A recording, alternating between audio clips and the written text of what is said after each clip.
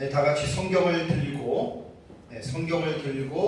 일어서시기 바랍니다. 봉독해 드릴 하나님의 말씀은 에베소서 5장 18절 말씀을 제가 봉독해 드리겠습니다. 이것은 하나님의 말씀입니다.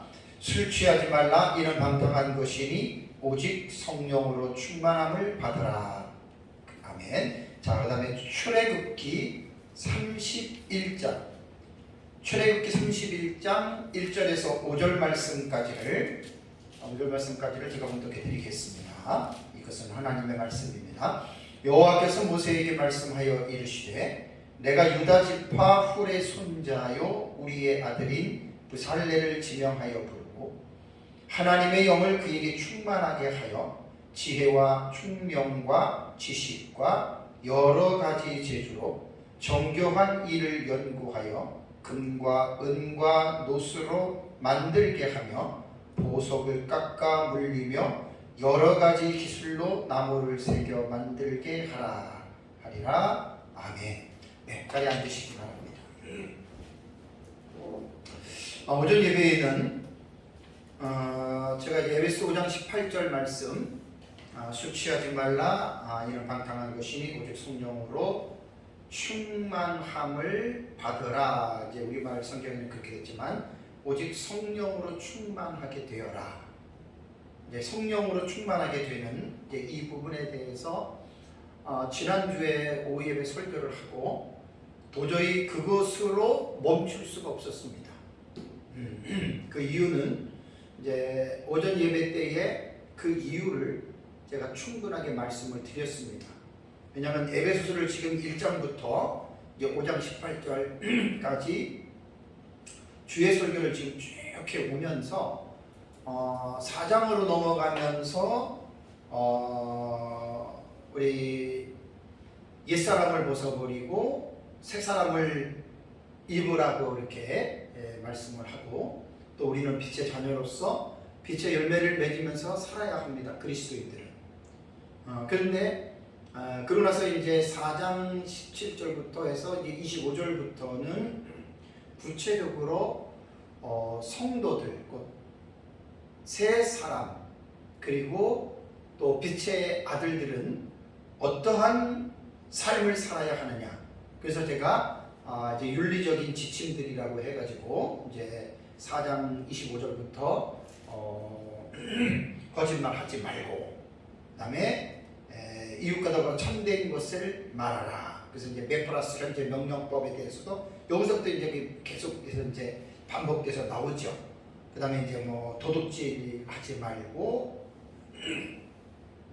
오히려 가난한 자에게 자기 손으로 수고하고 선한 일을 하라. 그다음에 더러운 말 하지 말고 감사하는 말을 하라. 또 성령을 근심하게 하지 말고, 너희는 모든 악독과 노함과 분냄과 떠드는 것과 비방하는 것을 모든 악의와 함께 버리고, 그러니까 구원받은 사람들, 하늘에 속한 새 사람을 입은 사람들은 하지 말 것 하지 말고 해야 할 것을 하라고 하는 이제 윤리적인 지침들에 대해서 이제 4장부터 쭉 말씀을 제가 드렸습니다. 그러다가 이제 뭐 5장 1절에는 너희는 하나님을 본받는 자가 되고, 뭐 엄청난 말씀이죠. 그리고 쭉 오다가 이제 5장 18절에 딱 와서 술 취하지 마라. 그럼 방탕하게 된다. 오직 너희는 성령으로 충만하게 되어라. 이렇게 말했단 말이에요. 그러니까 이게 보통 말이 아니에요. 그러니까 4장부터 how to do, 우리는 어떻게 살아야 하냐, 어떻게 행해야 하느냐, 그 문제에 대한 정확한 해답이 오직 성령으로 충만하게 되라는 겁니다. 그러니까 충만함을 받으라라고 하는 말은 애매모호한 해석 번역이라고 얘기를 했습니다. 그러니까 헬라어에 보면은 알라 프레시슈세 그다음에 엔 푸류마티 이렇게 되는 거예요. 플레루스세. 그러니까 오직 충만해져라. 너희는 충만해져라예요. 엔 푸류마티 의하여, 성령에 의하여 너희는 충만해져라. 이렇게 이제 말을 한 거예요. 이게 보통 말이 아니에요. 보통 말이 아니고, 여기에서 에베소서에 우리가 신앙을 삶으로 행해야 되는데 행함에 관한 열쇠가, 행함에 관한 해답이 바로 저거예요. 오직 성령의 충만함을 받으라라고 했는데 충만하게 되라. 그래서 이제 플레르수세를 동사를 번역하면 명령형이고 현재고 2인칭 남성 복수라는 말이에요. 이남모. 네. 너희들이 성령으로 충만해져야. 언제? 현재입니다. 항상. 그리고 이제 22절부터는 가정생활에 관한 윤리적 지침들이 이제 교훈이 되죠. 아내들아, 남편에게 복종하라. 남편들아, 아내를 자기 몸처럼 사랑하라. 부모들아, 자녀를 노엽게 하지 말고 자녀들은 부모를 공경하라. 이런 것도 성경을 읽을 때 너무 좋은 말이고 진짜 이렇게 해야 되는데 하는데 실제적으로 우리가 머리로는 아는데 안 되잖아요. 그 모든 것들이 행함의 문제에서 안 되는 이유는 뭐냐? 간단합니다. 오직 성령으로 충만하게 되어지면 무슨 일이든지 간에 다 할 수 있어요. 여러분 신앙생활하면서 그런 거 못 느껴봤습니까?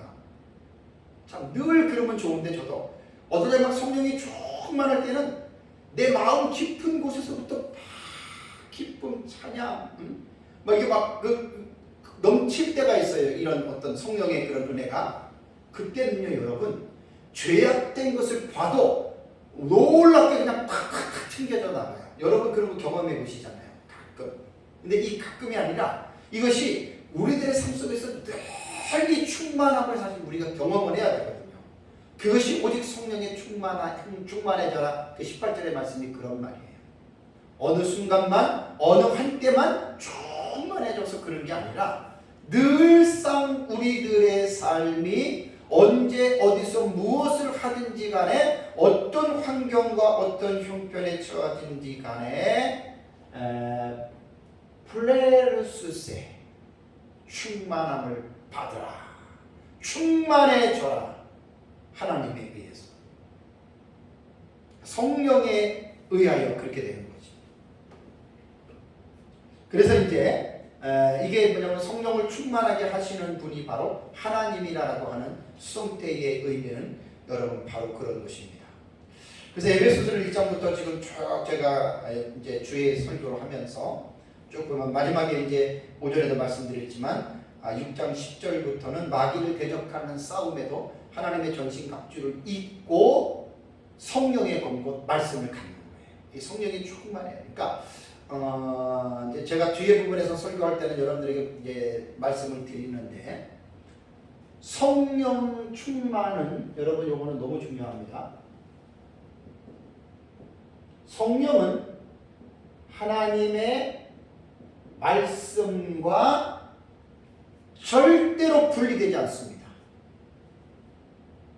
그러니까 성령이 충만하다라고 하는 것은 하나님의 말씀이 충만하다라는 이야기예요. 그러니까 하나님의 말씀이 없는 곳에 성령의 역사가 있을 수 있느냐? 그럴 수도 있지 그러면 안 됩니다. 단호하게 그럴 수 없다라고 우리는 결론을 내려야 됩니다.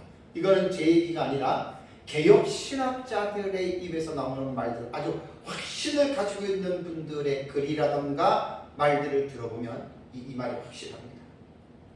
그러니까 이제 은사를 하시는 은사에 함몰되어져 있는 사람들은 말씀은 없어도 은사만, 성령의 은사만 나타나면 된다라고 주장하는 게 그게 은사주의의 폐해거든요.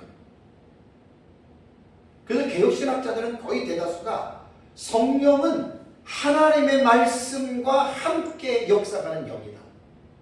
그래서 성령 충만은 하나님의 말씀의 충만과도 같은 것이기 때문에 말씀을 모르는 사람들에게는 성령이 충만하기가 어렵고 또 그렇게 될 수가 없다. 그렇다면 말씀을 모르는 사람이 막 마음이 깊어지고 즐거워지는 것은 뭐냐? 물론 성령에 의해서 그럴 수도 있지만 그런 경우는 인간에게는 여러분 감정이 있잖아요. 감정. 감정적으로도 충분히 우리 사람이 기뻐하고 즐거워하고 슬퍼할 수 있거든요. 그러니까 이제 그런 면에서 마음이 즐겁다고 해서 그게 다 성령으로 말미암아 주어지는 게 아니에요. 하나님을 믿지 않는 사람들도 마음이 즐거운 사람들 많잖아요. 술 먹고도 즐거워하고 마약을 맞고도 즐거워하고, 그죠? 네? 그러니까 이제 어쨌든 제가 우리 개혁신학자들이 말하는 것은 성령은 말씀과 떨어질 수가 없다. 이거는 대단히 중요한 말입니다. 말씀이 있는 곳에 성령이 있고 성령이 있는 곳에 말씀이 있다. 그래서 말씀과 성령은 하나다라고, 이런 관점에서 성령으로 충만하게 되라라고 하는 말은 말씀으로 충만하게 되라라고 하는 것과 똑같습니다. 그러니까 하나님의 말씀을 많이 알면, 제대로 깨달으면 그 제대로 깨달은 하나님의 말씀을 통해서 성령이 우리 안에서 활동을 하는 거예요. 그분이 워킹을 하는 거예요. 그분이 움직이시는 거예요. 그러니까 하나님의 말씀이 없이 인간의 막 감정이 막 뜨겁고 막 즐겁고 그런 것들은 여러분 올바른 게 아닙니다. 그래서 신비주의자나 감정주의자들은 꼭 기도를 해가지고 막 슬픈 마음을 막 한번 나름대로 해서 막 또 뭐 기도해서 뭐가 또 성령이 임했다 그래가지고 막 또 즐겁고 막 그러는 경우 있잖아요. 그게 다 감정적으로 흘러가는 거예요. 하나님의 말씀이 곧 성령이 역사하시는 근거가 된다라고 하는 그런 말입니다. 그래서 제가 에베소서 5장 18절 말씀을 제가 딱 지난주에 설교를 하면서 이거는 여기에서 넘어가면 절대로 안 되겠다. 앞으로 몇 시간 할지 몰라요. 그래서 이제 오전에 1시간, 지금 오후에 2시간, 다음 주에도 또 하고 그 다음 주에도 할 생각인데, 어쨌든 그것도 성경에 나타난 성령으로 충만하게 되었던 그 상황들을 가지고 제가 이제 말씀을 드리려고 합니다. 왜냐하면 성령의 충만은 한 번으로 끝나는 게 아닙니다. 몇 번으로 끝나는 것이 아니라 현재형이잖아요. 저게 수동태 현재형, 계속해서 지속적으로 이어지는 거예요. 아침에 밥을 많이 먹었다고 며칠 가는 게 아니고, 성령의 충만은 한 번 받았다고 여러분 끝난 게 아닙니다. 그래서 우리는 오전에 설교의 마지막 부분에 예수님께서 말씀하신 누가복음 말씀했잖아요. 그러므로 구하는 자에게 성령을 주시지 않겠느냐. 그래서 에베소서에서는 성령으로 충만하게 되어라 라고 명령을 했는데, 그 명령은 무조건 어떤 근거 없는 명령이 아니라 성경 전체로 볼 때에는 하나님이 우리에게 성령으로 충만하게 해주겠다. 그래서 이제 성령으로 충만하게 하는 것은 꼭 기도만을 통해서 충만하게 되는 게 아닙니다. 그래서 오전에 마지막 결론 부분에서 여러 가지의 형태의 성령 충만한 상태가 돌아오는데, 그걸 또 이제 다음 주에 계속해서 제가 말씀을 드리겠습니다. 그래서 성경은 어느 한쪽 면만 딱 알고 그것만 강조하는 게 아니라 성경의 전반적인 전체적인 내용을 가지고 여러분 우리는 성경을 분명하게 이해를 해야 됩니다. 그럼 이번 시간에는 이제 구약 성경에 나타난 본문 속에서 이제 성령으로 충만함을 어떻게 받느냐, 이게 수동태라 그랬잖아요, 그죠? 에베소서 5장 18절에는 되게 플레리슈세라고 하는 저거는 수동태란 말이에요. 성령으로 충만하게 되어야 되는데, 그렇다면 구약 성경에는 어떻게 되느냐? 제가 6가지, 7가지 본문을 가지고 여러분들에게 좀 말씀을 한번 보겠습니다. 자, 이제 출애굽기 31장 1절과 3절로 여러분 가시면 출애굽기 이제 본문입니다. 이제 성경을 계속해서 이제 다른 성경으로 좀 넘어갑니다. 출애굽기 31장 1절과 3절의 내용은 주의 설교가 아니기 때문에 말씀에 대한 주의는 없습니다. 그냥 의미만 가지고 그냥 넘어갑니다. 그래서 제가 오전에 제목 설교라고 그랬습니다. 설교는 꼭 주제만이 아니라 여러 가지가 있는데 이제 그 주제이기 때문에 주제만 갖고 넘어갑니다. 자, 31절 3절은 이제 그 광야에서 성막을 짓죠, 그죠? 광야에서 성막을 하나님이 지으라 그래서 모세가 이제 성막을 짓는 과정에서 뭐 백성들을 감동시켜가지고 금과 은과 여러 가지 보석들을 성막을 짓는데 백성들이 이제 헌물하게 하고 그래서 받아가지고 하는데, 오늘 본문에는 하나님의 영을 충만하게 하는 그 사람 부살렐이라고 하는 사람이 있어요. 그래서 1절을 보면 여호와께서 모세에게 말씀하여 이르시되 내가 유다 지파 훌의 손자요 우리의 아들인 부살레를 지명하여 부르고, 부살렐이라고 하는 사람을 하나님께서 지명해서 불렀습니다. 그 다음에 3절을 보시면 하나님의 영을 그에게 충만하게 하여 지혜와 총명과 지식과 여러 재주로 정교한 일을 연구하여 금과 은과 노수로 만들게 하며 보석을 깎아 물리며 여러 가지 이스로 나무를 새게 만들게 하리라. 성막을 지을 때 금은 보석을 가지고 이제 성막에 하나님이 만들라고 하신 성막의 기구들이 있잖아요. 그걸 만들려면 아주 지혜가 충만해야 되는데 하나님이 부살레를 불러서, 하나님의 영은 성령이거든요. 그에 충만하게 하겠다라고 하는 말입니다. 그래서 이제 하나님의 영을 그에게 충만하게 했다. 자, 여기에 보면 히브리어에 보면 이제 충만하게라는 말이 있습니다. 충만하게. 동사예요. 헬라어뿐만 아니라 히브리어도 동사 언어입니다. 히브리어도 동사 언어인데 되게 여러분 동사가 중요합니다. 자, 여기에서 충만하게는 히브리어는 제가 이제 좀 말씀을 드리겠습니다.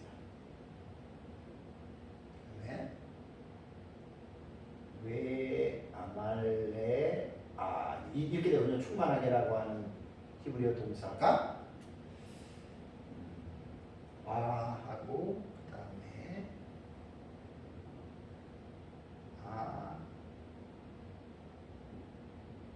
아말레 이렇게 되는 거예요. 와 아말레 이렇게 되거든요. 충만하게라고 하는 히브리어가. 그러면 이 여기에서 동사의 원형이 뭐냐면 말레예요. 말레. 동사의 원형은 여기에서 말레가 되거든요. 자, 원형이 말레고 원형이 동사가 이렇게 변형이 됐거든요. 그럼 요거를 갖다가 제가 항상 헬라어도 명령, 수동, 현재 쭉쭉쭉쭉 이야기 하잖아요. 히브리어도 마찬가지예요. 이 동사를 분형하면 이게 뭐냐면 와우 계속법이고 PL 그 다음에 미완료 1인 공성 단수 이렇게 돼요. 처음 듣는 분들은 우리가 신학생도 아닌데 왜 자꾸만 히브리어를 얘기하고 헬라어를 얘기하냐고 그러는데 이런 건 기본이에요. 절대 어렵지 않아요. 헬라어도 동사가 6가지로 이렇게 관점을 가지고 있고 히브리어도 마찬가지예요. 여기에 와우라고 하는 말은 그리고라고 하는 요거를 말하는 거거든요. 바브라고 하는 와우 계속 그러면 앞에 문자가 그리고 계속 이어진다는 말입니다. 특별한 건 없어요. 그 다음에 여기 보면 아말레라고 하는 말은 그 앞에 이제 알렙이 붙었단 말이에요. 그럼 이건 자세히 설명을 안 하고 그냥 이것을 PL 미완료라고 한다. 그러면 PL이 뭐냐? 제가 그 헬라어 할 때도 에베소서 할 때 처음에 법 그러면 직설법, 명령법, 시구법, 가정법 해가지고 쭉 얘기를 하고 그 다음에 능동, 수동, 그 다음에 중간 때 쭉 얘기를 했잖아요. 여기 잠깐 한번 봐보세요. 히브리어 동사는 하나, 둘, 셋, 넷, 다섯, 여섯, 7개로 딱 나눠져요. 어렵지만 딱 구조만 보면 간단해요. 구조만 보면 간단하다고 하는 말이 뭐냐면 크게는 단순형이 있고 강의형은 강조하는 거예요. 사역형이 있어요. 그 다음에 능동태, 수동태, 중간태인데 단순형에는 능동태를 카형이라 그러고 그 다음에 중간태를 니팔이라 그러고 강의형은 강조법에는 능동태를 PL, 수동태를 FR, 중간태를 히트파엘. 사역형에서는 능동태를 히필, 수동태를 호팔, 중간태는 없어요. 요것도 수동태가 단순형에 수동태는 없지만 그래도 사용은 해요.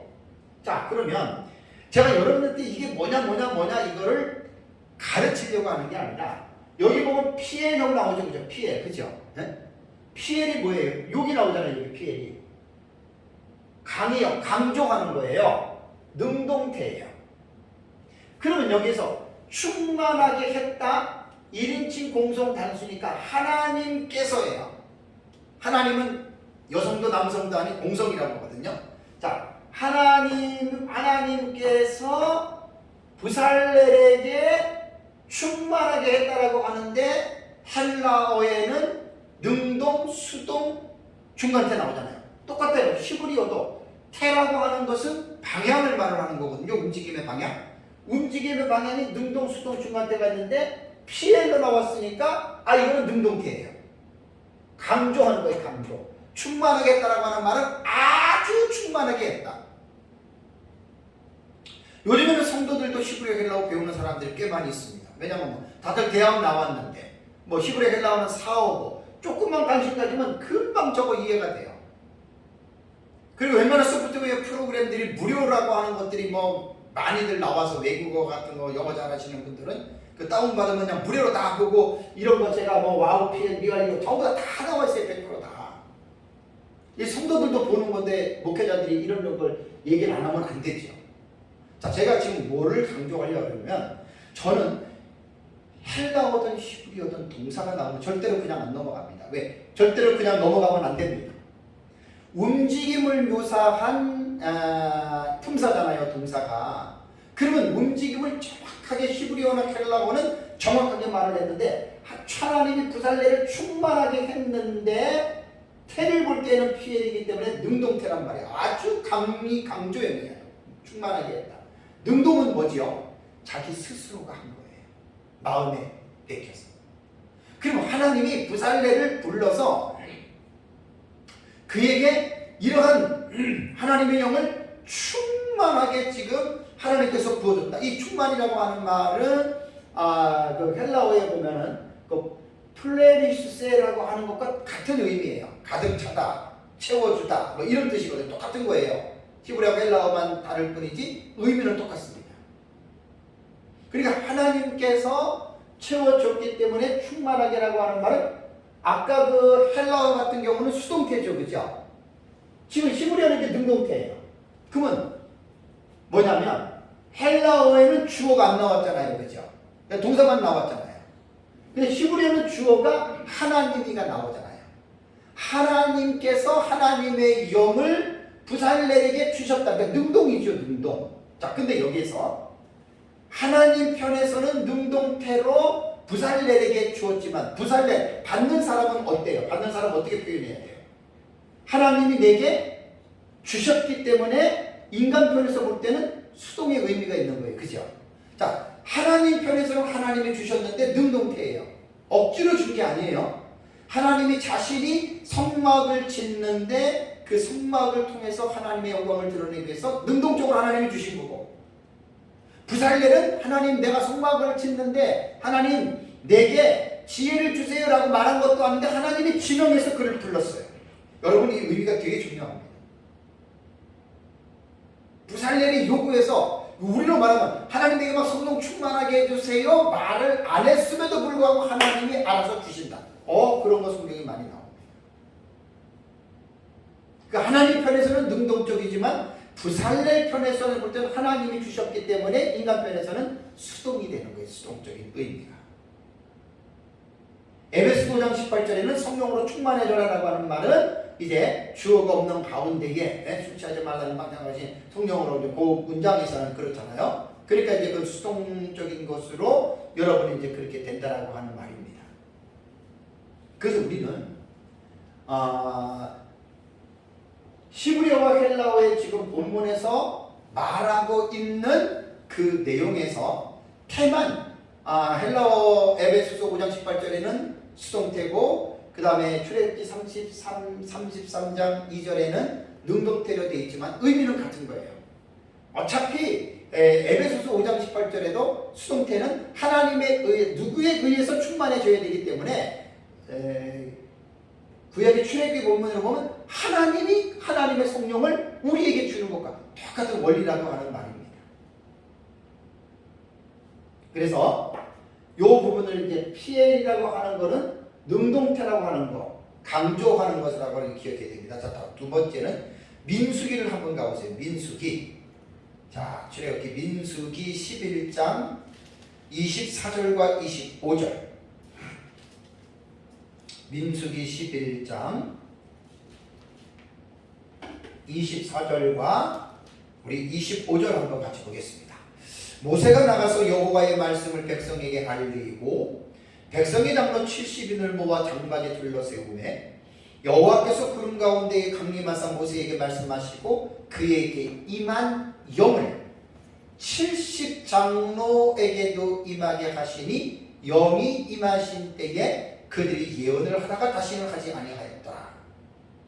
본문을 자세히 제가 주의하는 거 아닙니다. 지금 주제에 대한 내용을 가지고 지금 하는 겁니다. 자, 본문의 말씀은 이제 이스라엘 백성들이 출애굽을 해서 이제 모세 혼자 그 모든 일들을 감당하기가 어렵잖아요. 그래서 이스라엘 사회 구조 속에는 장로들이 있습니다. 장로.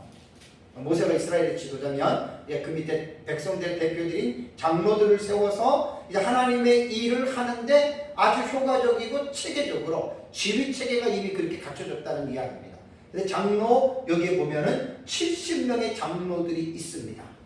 그런데 본문은 앞뒤를 다 얘기하면 시간이 많이 걸리니까 본문만 가지고 볼 때 하나님 모세가 나가서 이제 여호와의 말씀을 알리고 백성의 장로들을 딱 세워 놓으니까 하나님께서 그런 가운데 강림해서 이제 그 70인 장로에게도 모세에게 부어 주었던 하나님의 영, 성령이거든요. 그 성령을 70인 장로들에게 임하게 했다는 거예요. 그러니까 그 70인 장로가 장막에 서 있다가 하나님의 영이 임하니까 나타난 결과가 뭐예요? 증거가 예언을 하는 거예요. 예언. 예언이라고 하는 말인데 이거 이제 단어에 의미 설명을 하겠습니다. 그는 임하실 때 예언하다가 이제 다시는 하지 않았다 그런 말입니다. 자, 그러면 여기서 우리가 어떤 단어를 봐야 되냐면 임하게 하시니라고 하는 동사잖아요. 동사. 임하게 하시니라고 하는 동사에 대한 부분을 또 한번 제가 말씀을 드리겠습니다. 히브리어나 헬라어는 동사에 대한 부분을 잘 여러분 살펴야 됩니다. 자, 이게 뭐냐면 동사는 와, 그 다음에 이텐이라고 하는 거예요. 이텐. 와, 이텐.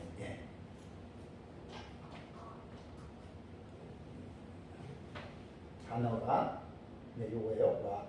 와, 이텐이 되는 거거든요. 그러면 히브리어는 이렇게 쓰거든요. 와 이텐인데 이 단어의 원형은 뭐냐면 나탄이에요. 나탄. 이게 원형이에요. 나탄. 그렇다면 원형이 나탄인데 나탄이 이렇게 지금 변형이 됐거든요. 그럼 이제 동사를 이제 분해나 파생이라 그래요. 요것을 분해하면 요것도 와우 계속법. 요거는 뭐냐면 동사의 그 태가 칼이에요. 칼. 요것은 칼, 그 다음에 미완료, 그 다음에 3인칭, 그 다음에 남성 단수예요. 그러니까 지금 뭐냐면 이게 임하게 하시니라고 하는 단어잖아요. 이게 하나님이 임하게 하시니 동사가 임하게 하시니라는 말이에요. 자, 그럼 여기도 벌써 딱 보면은 우리가 뭘 알 수 있어요? 누가 그 영을 임하게 했습니까? 주어가 하나님이에요. 그러니까 이스라엘 70인 장로들은 하나님이 하나님의 영을 그들에게 주었는데 그 영은 모세에게 주셨던 그 영, 성령이에요. 그럼 여기서 우리가 지금 헬라어는 여러분 제가 그 수동, 능동, 중간 때는 얘기를 하니까 금방 되는데 히브리어는 좀 어려워요. 칼이냐, 니팔이냐, 피엘, 부활, 히트팔, 히핑, 우팔이냐 여기에 따라서 요것만 딱 여러분들 보시면 돼요. 능동, 수동, 중간이냐, 단순이냐, 강의형이냐, 사역형이냐 이거 딱 보는 거죠. 자, 여기는 뭐라 그랬어요? 칼형이라고 그랬죠. 자, 칼이 어디 있습니까? 여기에 있죠. 무슨 태예요? 능동태예요. 아까도 PL 봤죠, 그죠? 이것도 무슨 태예요? 능동태예요. 히필은 뭐예요? 이것도 능동태예요. 다만 칼이냐 PL이냐 히필은 단순형이냐 강의형이냐 사역형에 따라서만 다를 뿐이지 태는 능동이라는 말입니다. 그러니까 보세요. 미완료라고 하는 말은 뭐냐면 히브리어는 딱 시상이 완료, 미완료 두 개밖에 없어요. 완료냐, 미완료냐. 완료는 말 그대로 그 행동이 완료된 거고, 미완료는 행동이 아직 완료되지 않은 거예요. 미완료예요. 그러니까 하나님이 70인 장로에게 임하게 하시니 이건 미완의 상태이기 때문에 그냥 임하게 하신다 그 말입니다. 그러면 여기서 우리는 이거 이제 완료, 미완료도 중요하지만 태가 제일 중요한 거예요. 태가. 능동태란 말이에요. 능동태. 그러니까 하나님의 70인 장로에게 모세에게 부어진 그 영을 다시 부어줄 때 억지로 하나님이 부어주신 게 아니라는 거예요. 아까 앞에서 출애굽기에서 말한 무살렐에게 부어주던 것도 억지로 부어준 게 아니라는 거예요. 하나님이 자기 스스로가 영광을 받으시기 위해서 부어준 거예요. 그래서 70인 장로들에게 하나님께서 모세에게 부어진 영을 부어주니까 70인 장로들에게 나타나는 반응이 뭐라고 했습니까? 그들이 뭘 했습니까? 예언을 하다가 다시는 예언을 하지 않았다. 예언이라고 하는 말이 히브리어로 뭐냐면, 고사님 기억나세요? 히브리어로 예언이 뭐예요? 곤충 뭐지요? 나비예요. 나비. 그게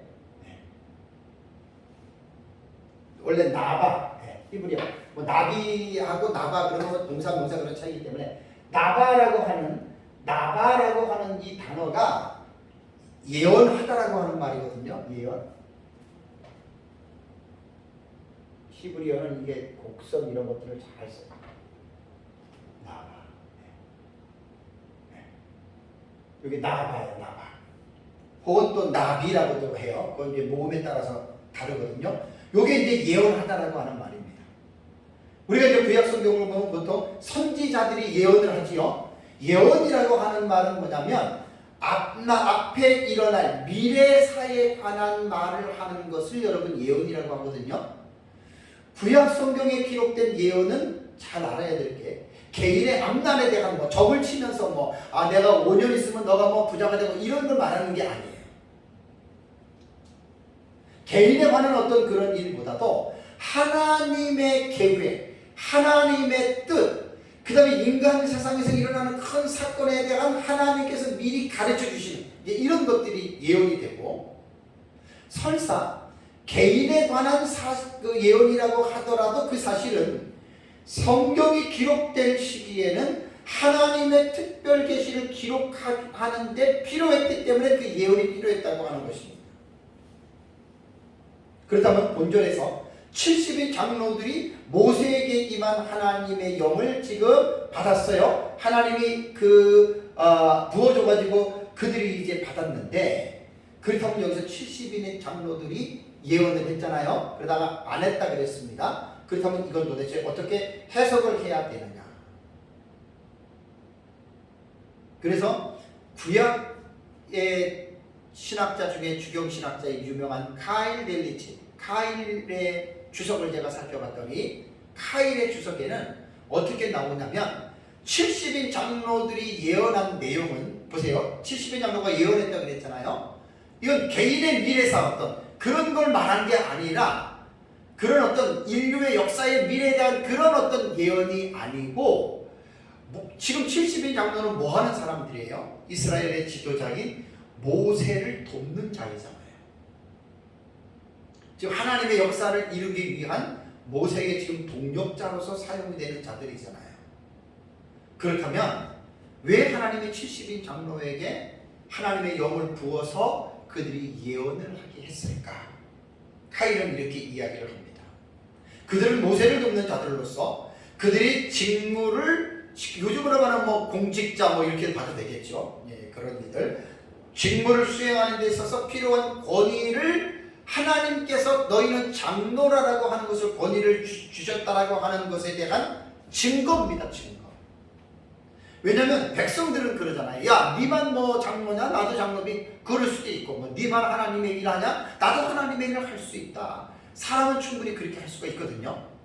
근데 하나님은 자기가 지명해서 부른 자들에게는 하나님께서는 그 권위를 나타나게 해요. 그러한 차원에서 70인 장로들에게 하나님께서 예언을 하게 하셨다는 거지, 무슨 에스겔이나 예레미야나 학개나 스가랴 선지자들처럼 메시아에 대한 예언이나 그런 예언을 했다는 것이 아닙니다. 그리고 이들이 여기 보면은 예언을 했다가 다시는 하지 아니하였다라고 하는 것은 하나님이 순간적으로 어떤 징표로 그 예언을 통해서 백성들이 와, 저 70인 장로들 막 예언하네. 그러면 그들이 와, 저 사람들은 보통 사람이 아니야. 저 사람들은 하나님이 쓰는 사람이야. 이러한 것들을 교훈하기 위하여 하나님께서 그렇게 하셨다라고 하는 말입니다. 그렇다면 여기 보면 70인 장로들에게 하나님의 영을 부어줬다. 모세에게 준 것을 부어줬다. 그래서 이게 뭐냐면 칼 형태는 단순 형태의 가장 기본적인 능동태예요. 그러니까 이것은 하나님이 하신 거예요. 그분이 스스로 하신 거예요. 그렇다면 70인 장로 편에서 볼 때는 어때요? 하나님이 주셨기 때문에 70인 장로들은 능동이라고 말할 수는 없죠. 그죠? 수동적인 의미잖아요. 왜? 하나님이 주셔서 자기네들은 그 성령을 받은 것이고 하나님이 주셨기 때문에 그 영을 받았기 때문에 이들은 예언을 할 수 있었다. 딱 이것만 생각하시면 됩니다. 더 이상 중요한 걸 제가 말하려고 하는 게 아닙니다. 그러니까 부살렐에 대해서 나타났던 것과 지금 70인 장로에 대해서 나타났던 의미들이 같은 그런 의미입니다. 자, 세 번째는 사무엘상 11장을 보겠습니다. 사무엘상 11장 6절에서 7절 말씀을 한번 볼까요?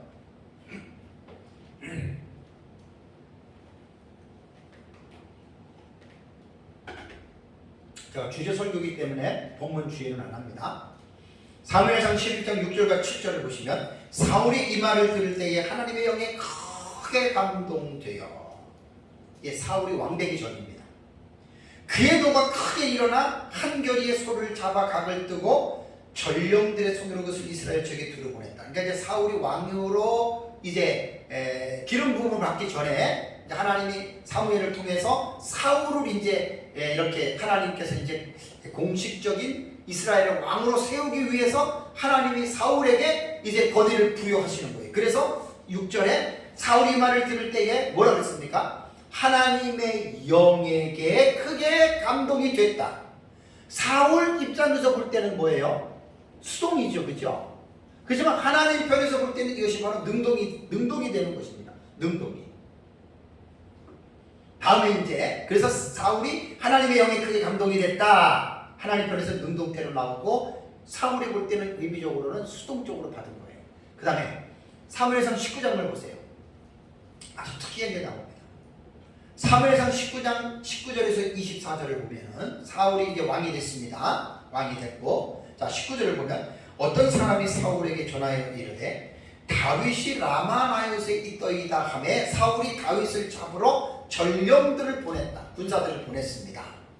그런데 그들이 선지자 무리가 예언하는 것과 사무엘이 그들의 수령으로 선 것을 볼 때, 사울은 왕이 됐고 다윗은 피신하는 입장이고, 그러면서 이제 다윗이 어디 있다고 하니까 야 잡아와. 그런데 잡으러 가는 과정 속에 선지자의 학교를 운영하는 교장이 사무엘이잖아요. 그래서 선지자들과 함께 수업을 하는 과정에 그들이 이제 막 성령이 막 임해서 막 이들이 예언을 하고 있다는 그거예요. 여기에서 그 수령으로 선 것을 볼 때에 뭐라고 했습니까? 20절에 하나님의 영이 누구에게 임하죠? 사울의 전령들에게 임함에 그들이 뭘 했습니까? 예언을 하니. 예언을 한지라. 이거는 전혀 지금 뜻밖의 일이에요. 그죠? 하나님을 잘 믿고 하나님의 종이고 선지자고 이런 사람들에게만 하나님의 영이 임하고 이런 사람들만 예언하는 줄 알았는데, 지금 사울의 군사들이 다윗을 잡으러 가는 과정에서 하나님의 영이 그들 전령들에게도 지금 임했다. 이게 다 볼 때에는 하나님이 지금 주어가 하나님이기 때문에 하나님이 주신 거예요. 근데 사람 편에서 볼 때는 수동적인 의미가 된다 그 말이에요. 에베소서 5장 18절 다시 말씀드리면 오직 성령으로 충만함을 받으라는 그것은 수동태이기 때문에 주어가 명시되지 않았기 때문에 그런 거예요. 만약에 구약의 지금 본문처럼 에베소서도 주어가 하나님이 명시되고 하나님이 너희에게 성령으로 충만하게 하실 것이다 라고 했으면 수동태가 되질 않겠죠. 능동태를 됐겠죠. 다음 21절 보시면 어떤 사람이 그것을 사울에게 알림해 사울이 다른 전령들을 보냈더니 또 그 다른 전령들이 어떻게 돼요? 그들도 예언을 했으므로 그러니까 보세요. 다윗을 잡으러 보냈는데 전령들이 다윗은 잡지 않고 사무엘의 무리 옆에 성령이 이렇게 전이가 돼가지고 막 예언하고 있으니까 다윗을 못 잡았잖아요. 그래서 사울왕이 또 두 번째 전령을 보냈는데 그들도 또 예언을 해요. 그 다음에 뭐죠? 그 다음에 21절 보면 사울이 세 번째 다시 전령들을 보냈더니 그들도 뭐합니까? 예언을. 여기서 예언했다라는 말은 뭐냐면 성령이 임했다는 거예요. 그 순간에 성령이 충만하게 역사하니까 이들이 예언을 했다. 그렇다고 막 이들이 뭐 다윗의 아들 뭐 메시아가 태어난 그런 예언 아니에요. 그렇게 보면 안 돼요. 70의 장로들이 말한 것처럼 그렇게 말하면 안 됩니다. 자, 그리고 22절을 보면 이에 사울도 이제 전부 다 그랬다니까 자기가 직접 갑니다. 라마로 가서 세구에 있는 큰 우물에 도착하여 물어 이르되 사무엘과 다윗이 어디 있느냐 하니까 어떤 사람이 이르되 라마나요스에 있나이다. 사울이 라마나요스로 가니라. 근데 사울 왕이에요. 어떻게 됩니까? 하나님의 영이 누구에게도 임해요? 사울 왕에게 임해요.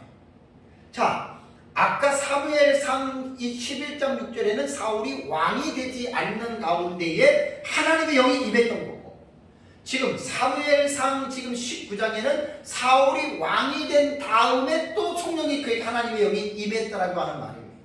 그러면서 이제 사울이 거기에서 예언을 합니다. 근데 하루 밤낮을 벗은 몸으로 누워서 그러므로 속담에 이르기를 사울도 선지자 중에 있느니라 하니라. 아마 이 본문은 하나님이 다윗을 보호하기 위한 하나님의 방편일 수도 있습니다. 저는 그런 의미를 지금 말씀드리려고 하는 것이 아니라 오늘 본문에 보면 사울과 그의 전령들이 하나님의 영이 임해서 예언을 했다고 하는 겁니다. 그걸 지금 강조하려는 게 다른 것을 말하려고 하는 게 지금 아니에요. 사울과 그의 전령들이 이제 그렇게 됐다라고 하는 말입니다. 다음에 네 번째는 역대하 15장을 가볼까요? 역대하 15장. 역대하 15장 1절을 보시면 하나님의 영이 오뎃의 아들 아사랴에게 임하시네. 하나님의 영이 그가 나가서 아사를 맞아 이르되 아사와 및 유다와 베냐민 무리들아 내 말을 들으라. 너희가 여호와와 함께하면 여호와께서 너희가 쭉 말씀을 하는 거예요. 여기서 동사 임하시메라고 하는 말도 뭐냐면 하이타예요. 이건 하야 동사예요. 뭐뭐 일어나다 뭐뭐시 되다라고 하는 말인데 이건 제가 시간상 단어를 안 쓰겠습니다. 그러니까 이게 여기서도 뭐냐면 주어가 하나님이잖아요. 그 하나님의 영이 오뎃의 아들 아사랴에게 어떻게 해요? 임했다라고 하는 말입니다. 아사랴에게 임했다. 그러니까 지금 부살렐 70인 장로 사울 아사랴 똑같은 지금 똑같은 거예요. 이것도 보면은 칼령이에요. 칼령이고 얘가 아까 피엘이에요. 얘가 피엘. 요걸 보세요. 동사의 태, 칼은 능동태예요. 능동태. 가장 기본 단순형. 피엘도 능동태예요. 이 태가 중요한 거예요. 단수관이 사역이 중요한 게. 요거는 이제 아주 어떤 부분을 더 디테일하게 묘사할 때 단순이냐 강이냐 사역형으로 말하는 거고, 태가 중요한 게 능동태, 수동태, 중간태. 그럼 보세요. 오뎃의 아들 아사랴에게 지금 선지자예요. 하나님의 영이 임했다. 이 칼이니까 능동태라는 말이에요. 그러니까 하나님이 주셨기 때문에 하나님 편에서는 무슨 태? 능동태. 받는 사람 입장에서는 어떻게 하나님 주셨으니까 그 수동적인 의미가 되는 거예요. 그래서 이제 에베소 5장 18절에 술 취하지 말라 이를 망탕한 것이 오직 성령으로 충만해져라. 주어가 없으니까. 구약적인 개념으로 말한다면 하나님이 너희에게 성령을 줄 테니 너희는 성령을 충만으로 받아라. 그러면 이제 성령으로 충만해져라. 그러면 능동으로 돼 있겠죠. 그죠? 왜냐하면 하나님의 주어가 됐으니까. 그러나 에베소는 그게 없었다 그 말입니다. 자, 그렇다면 하나님의 영에 충만해질 때 나타나는 결과예요. 아까 부살레 같은 경우는 하나님의 영이 성령으로 충만하게 되니까 어떻게 돼요? 정교하게 그 지구를 성막에 들어가는 걸 만들잖아요. 그러니까 성령 충만하면 그게 기능적으로도 성령이 충만하면 자기가 해야 할 일을 제대로 하는 거예요. 자, 오늘날 보세요. 저는 목사예요. 여러분들은 교회에 직분들이 있어요. 은사들이 있어요. 그것을 잘 감당하려면 뭘 해야 돼? 뭘 받아야 돼요? 성령으로 충만해야죠. 제가 설교를 잘하고 강의를 잘하려면 제가 항상 성령으로 충만하면 제가 설교도 잘하고 강의도 잘하는 거예요. 근데 내가 하나님의 성령에 충만하지 않으면 내 일을 못해요. 똑같은 원리잖아요. 70인 장로도 하나님께서 성령을 그들에게 부어주시니까 70인 장로들이 그런 일을 한 거고, 사울과 사울의 전령들도 그들이 성령이 임하니까, 참 이건 좀 아이러니한 파트잖아요. 도저히 그럴 사람이 아닌데 다윗을 잡으러 갔는데 하나님이 순간적으로 이제 단회적이지만 그렇게 하나님이 하셨다는 거. 여기에 그 아샤랴 같은 경우는 이제 예언을 합니다. 자, 예언을 하는데 그 예언의 결과가 뭐냐면 2절 보세요. 2절. 자, 뭐라고 합니까? 그가 나가서 아사를 맞아 이르되, 아사 왕이 시자의 선지자거든요. 아사 왕이 유다와 베냐민의 무리들아 내 말을 들으라. 너희가 여호와와 함께하면 여호와께서 너희와 함께하실지라. 너희가 만일 그를 찾으면 그가 너희와 만나게 되려니와 너희가 만일 그를 버리면 그도 너희를 버리시리라. 자, 여기서 우리가 배울 수 있는 건 이겁니다. 아샤랴가 성령이 충만하니까 왕과 백성들 앞에서도 하나님이 자기에게 주시는 말씀을 담대하게 하잖아요.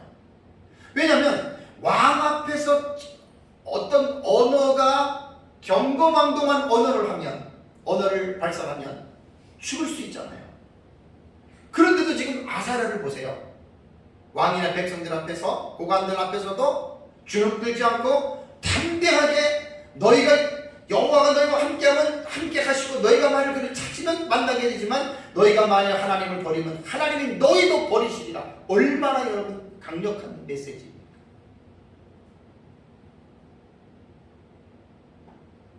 그러니까 하나님의 성령이 충만하면 하나님의 뜻을 담대하게 전할 수 있는 그 능력이 있는 겁니다. 다섯 번째는 역대하 24장을 보겠습니다. 역대하 24장 24장 20절에서 21절.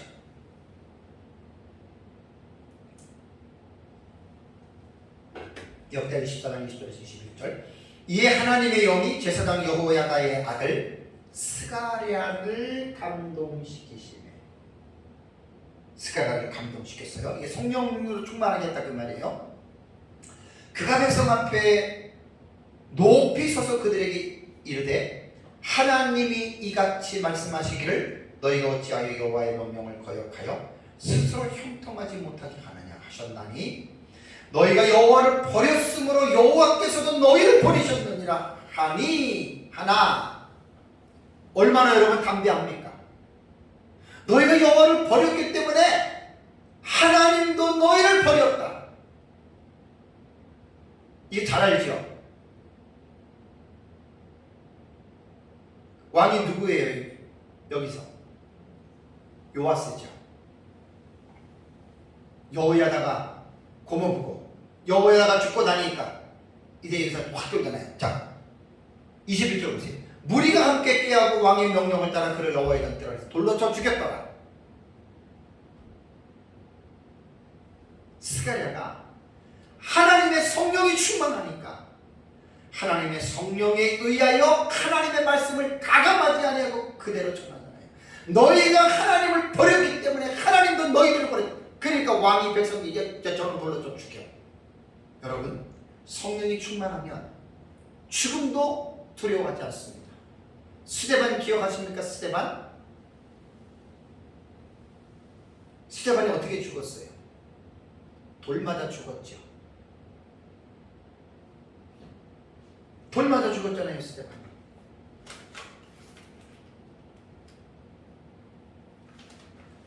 그래서 성령이 충만했다 그랬죠.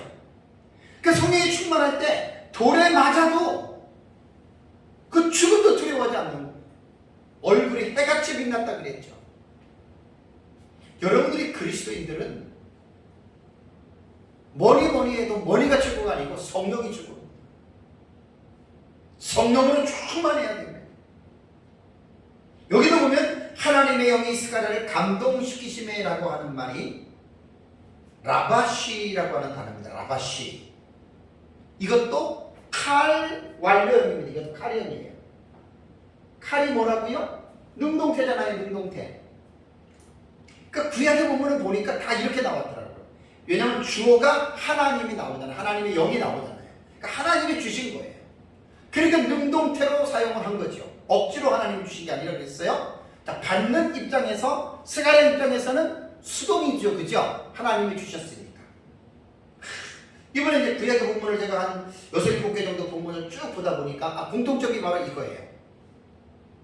주어가 명시되어 있기 때문에 하나님이 주셨기 때문에 당연히 히브리어의 동사들은 능동태로 나오는 거예요. 능동태로. 근데 받는 입장에서는 하나님이 주셨기 때문에 받는 입장에서 볼 때는 능동이 아니에요. 수동이에요. 수동. 하나님이 주셨기 때문에 받은 거잖아요. 칼형입니다. 이런 것들. 하나님의 영이 충만하니까 백성 앞에서 하나님이 이같이 보세요. 하나님이 이같이 말씀하시기를 그랬잖아요. 자기 말이 아니잖아요. 너희가 어찌하여 여호와의 명령을 거역하여 스스로 형통하지 못하게 하느냐 하셨나니 너희가 여호와를 버렸으므로 여호와께서도 너희를 버리셨느니라 하나. 여러분, 성령이 충만하잖아요. 죽음도 두렵지 않는 거예요. 그러니까 순교를 당하는 사람들은 다 하나님이 육체는 찢어지고 깨지고 말도 못하지요. 그렇지만 하나님은 그들에게 성령의 충만함을 부어주셔서 이기게 하십니다. 두려움을 이기게 하신다. 죽어도.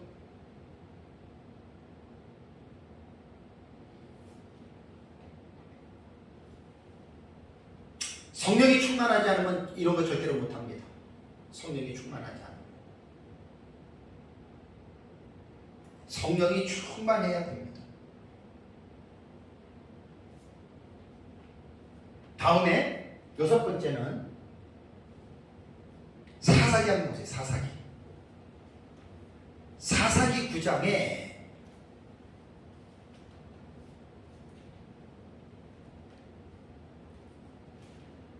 아비멜렉과 세겜 사람들에게 이제 하는 일이 있어요. 자, 사사기 9장 23절을 보시면 하나님이 아비멜렉과 세겜 사람들 사이에 무엇을 보내지요? 악한 영을 어떻게 보내심에. 여기 성령이 아니에요. 영인데 무슨 영이냐? 악한 영이에요. 귀신들이에요. 사탄이에요. 보내심에 세겜 사람들이 아비멜렉을 배반하였으니 그랬습니다. 여기에서 동사가 보내심에라고 하는 말이거든요. 보내심이라고 하는 이 히브리어 단어가 샬라흐입니다. 샬라흐. 무트샬라 아시죠? 그죠? 무트샬라흐가 그거예요. 무트는 죽음이라고 하는 단어 명사고 샬라흐는 보내다예요. 그래서 무드샬라 이름이 무슨 뜻이라고요? 죽음을 보냈다. 제가 한 25년 전에 기억나시죠? 권사님 아마 그때 기억나시는 거예요. 잘하면 기억날 거예요. 제가 이 소리 몇 번 했어요? 무드셀라의 이름을 지을 때 죽음을 보냈다. 그게 누구냐면 에녹이 이름을 붙여줘. 무드셀라. 그러니까 무드셀라가 969살에 죽었는데 969년을 살던 그 해가 홍수가 나간 해였습니다. 아, 이것도 생각하면 또 설교하고 싶네. 결코 우연이 아니에요. 에녹이 왜 경건하게 사는 줄 아십니까? 아, 참 또 이거 생각하면 또 설교가 딴 데서 말 안 되겠네. 에녹이 65세에 무드셀라를 낳았고, 그렇죠, 그죠? 에녹의 아들이 무드셀라예요. 근데 에녹이 그 아들을 낳고 65세 무드셀라를 낳고 300년을 하나님과 동행했어요. 그 아들의 이름이 죽음을 보냈다. 무드셀라.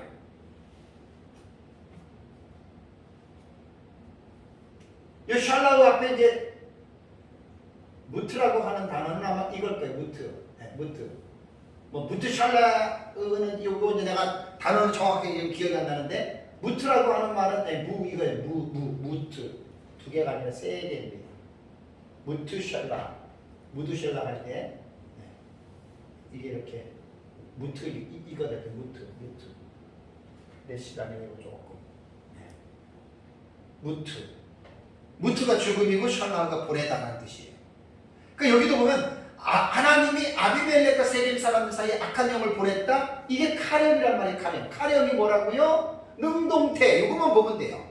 여러분들이 이걸 다 외우라는 게 아니에요. 제가 왜 이거를 써줬냐면은 헬라어에서도 능동태, 수동태, 중간태가 있듯이 히브리어도 능동태, 수동태, 중간태가 있어요.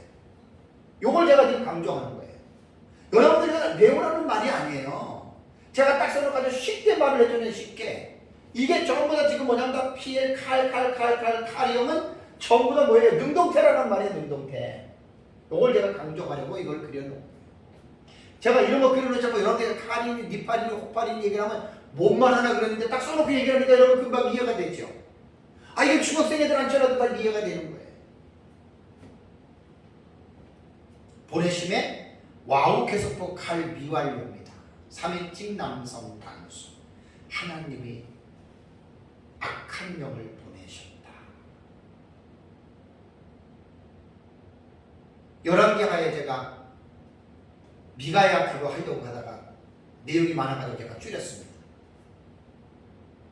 사랑하는 성도 여러분, 오늘 구약 성경 몇몇 본문을 살펴본 결과 문장의 주어는 하나님이고 동사는 거의 다가 뭐예요? 칼 형태의 칼 형태.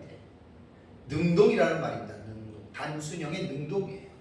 그러니까 하나님께서 이스라엘 백성과 특정인들에게 하나님의 영인 성령을 충만하게 하신 것은 하나님 편에서는 능동적인 행위였잖아요. 그래서 동사가 능동태가 된 거예요.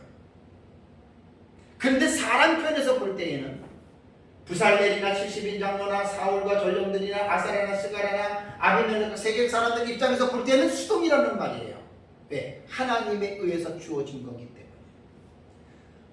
하나님 편에서 보느냐 사람 편에서 보느냐에 따라서 능동과 수동이 달라지는데 의미는 같다라고 하는 거예요.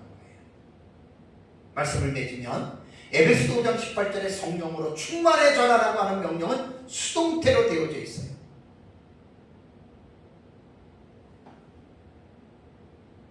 오늘날 우리 그리스도인들이 성령으로 충만해지려면 하나님 편에서 능동적인 행위로 하나님이 우리에게 성령을 이렇게 오늘 구약본문처럼 부어주셔야 돼요. 하나님의 영을 부어주셔야 돼요. 그래야 우리 편에서 볼 때는 수동적으로 그게 우리에게 주어진다 그 말이에요.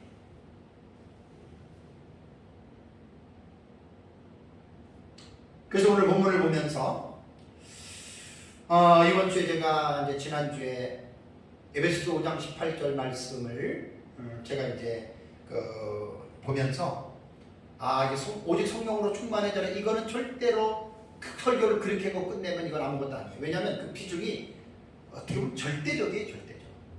우리가 성령으로 충만해지면 죄도 안 지고 성령으로 충만해지면 못할 게 없어요. 그렇지만 그렇게는 온전하게 할 수는 없어요. 인간이기 때문에. 그러나 원리는 그렇다. 행복한 가정을 꾸리기를 원하십니까? 모두가 성령 충만해 보세요. 정말 교회가 아름다운 정말 그런 온전한 교회가 되고 싶습니까? 그 모든 교회 성도들이 성령으로 충만해지면 돼요. 내가 죄를 짓고 싶지 않습니까? 그러면 성령으로 충만해지면 돼요. 항상. 그게 바로 에베소서 5장 18절에서 명령형, 수동태, 현재, 2인칭 복수가 주는 의미입니다. 너희들이 성령으로 충만해져라. 저와 여러분들이 세상을 사는 동안에 사는 날까지 이런 하나님의 성령으로 충만해지기를 예수 그리스도의 이름으로 축복합니다. 다 같이 기도하겠습니다.